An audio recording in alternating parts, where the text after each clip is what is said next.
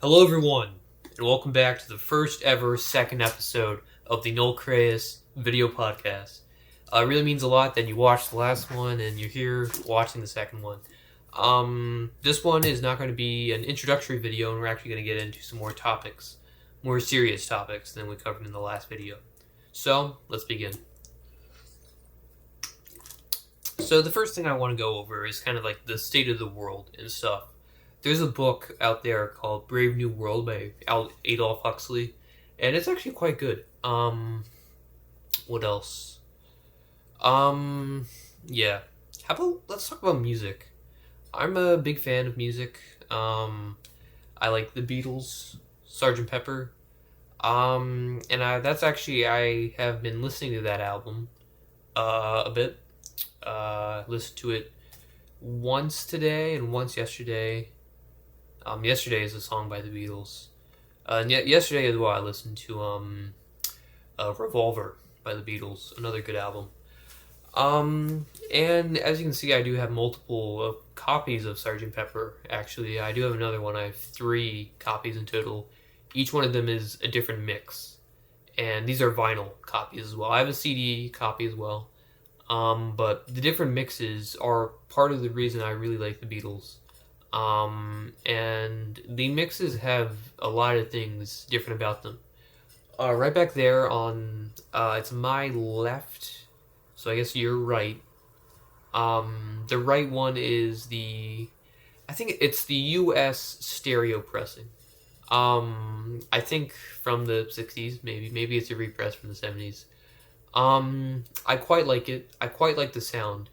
People say that you have to listen to the Beatles, and especially Sgt. Pepper, in mono. And I do have the mono. But I think the stereo mix of Sgt. Pepper and really a lot of the Beatles tracks are really good and interesting. The main thing that people have issue with is that they take the instruments and they completely put them on the left side or completely put them on the right side. And that can be a little jarring, especially with like modern technology. Back then, people weren't really listening to music with headphones.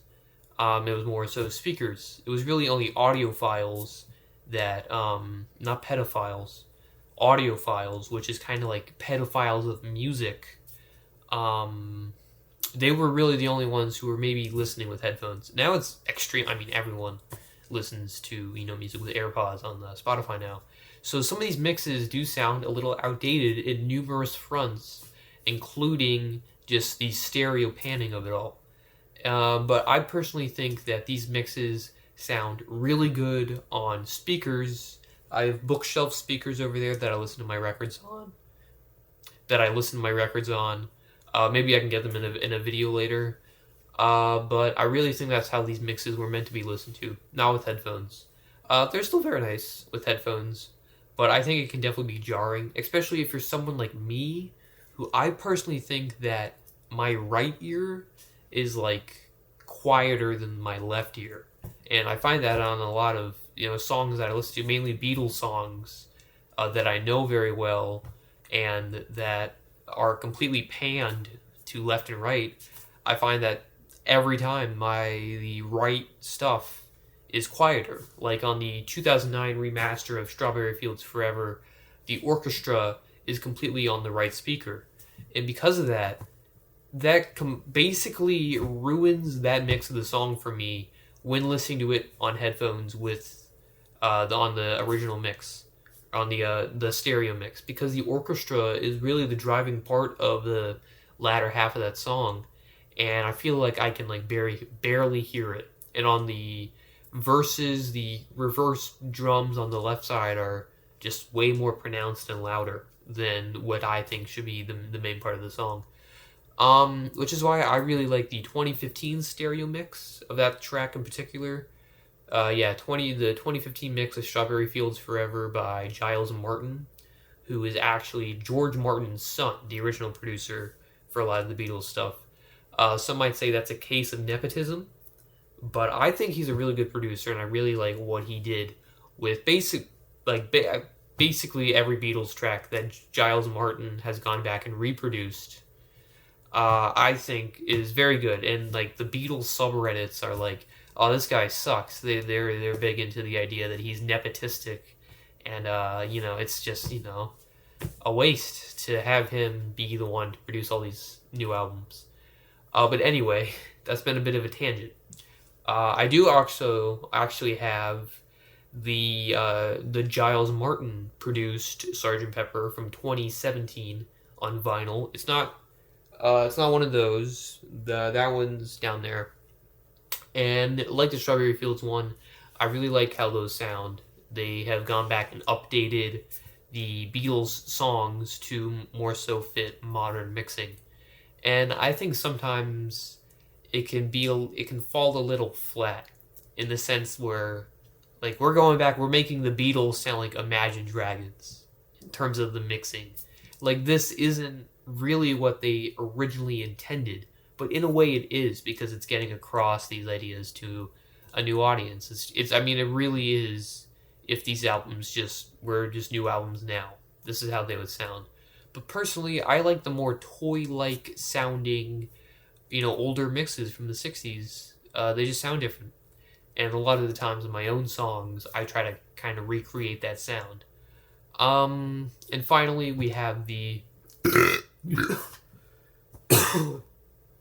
the mono of Sergeant Pepper, and the copy I have was a Christmas gift from my dad. The one on my right, so your left. This is a first edition pressing of Sergeant Pepper in mono, and it's the UK first pressing. So from what I believe, this is like what you would receive if you pre-ordered the album in the UK the year it came out. Like this is like really the original, and some might be like that should be like thousands of dollars, hundreds of dollars. But I mean, think about it. This is like one of the most popular albums of all time, and one of the most bought albums when it came out. So of course, even the first edition pressings are gonna have like a ton of copies. So it's not necessarily the rarest thing in the world. Other Beatles stuff is more rare. If I had to rank these three mixes, I didn't really say anything about like any of them. But I really like on the mono, Paul McCartney's bass playing really comes out. It just sounds very like thumpy and just in there, especially on like Fixing a Hole. Definitely that one where it's going boom, boom, boom, boom, boom, boom. And it sounds very good on Good Morning, which is one of the last tracks on the album. When I'm 64 is kind of the same thing as Fixing a Hole. It's very thumpy and just in there. And it's all very melodic and very nice bass playing by him. I don't like, for example, how, I don't know, just the sound of Being for the Benefit of Mr. Kite. Just as soon as that song starts on the mono, it just sounds a little flatter to me. Like they turn down the volume on the most interesting instrument, which is like, like this like that sound has been like turned down on the mono, and I don't know why. It just doesn't sound as good. That's probably really the only thing I have to say negative about the mono, aside from maybe on Fixing a Hole, the last verse and maybe last chorus of that song have these backing vocals, and to me they always sounded like the Beach Boys. I think it's just Paul and John, maybe just Paul by himself going like ooh, ooh, like something like that, like ooh. But on the mono, it's turned like all the way down. Like you can barely hear these sounds that the Beatles are making with their mouths. But on every stereo mix, you can very much hear it. So that's interesting, I guess. So I think that's gonna call it for today's this hour's Null Crayus video podcast. I kind of wanted it to be more interesting, so the next one will hopefully be better. I want these to be quality, and I want you to want to listen and watch them. So if you did really watch this one all the way through, even though I didn't really have anything that good to say, I really appreciate it, and I promise the next ones will get better. Thanks for sticking out with me. I wouldn't mind if you skipped this episode and just started with the third, which I probably should have said at the beginning. But thank you. It really means a lot. I would kiss you if you were here on your just nice lips. I promise. So thank you. Thank you for watching. Thank you for listening.